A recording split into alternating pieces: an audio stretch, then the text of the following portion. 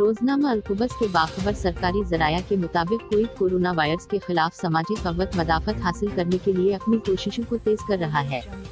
सरकारी ज़राया ने इंकशाफ किया कि 3 महीनों जून, जुलाई और अगस्त इस वबा के साथ जंग में फैसला किन साबित होंगे।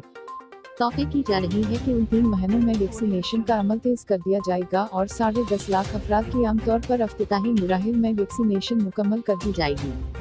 ज़राया का कहना है कि अगर मौजूदा अंदाज के मुताबिक ही वैक्सीनेशन का अमल जारी रहा तो तौक़े की जा रही है कि कुवैत हवाई अड्डे पर उस महीने के आखिर में मरहला वार खिलने की सूरत में ज़्यादातर सरगर्मियों का आगाज़ कर दिया जाएगा।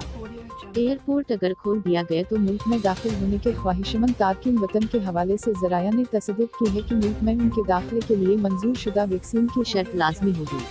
वो अफराद जिन्होंने बैरून मुल्क से वो वैक्सीन हासिल की हैं जो मुल्क में मंजूर नहीं की गई हैं, तो उन लोगों के बारे में ज़राया ने ऐसे फैसले का इंकशाफ किया है जिसके मुताबिक उन्हें मुल्क में मंजूर शुदा वैक्सीन में से एक की खुराक दी जाएगी, जैसा कि अमरीकी अमराज मरकज़ ने किया था।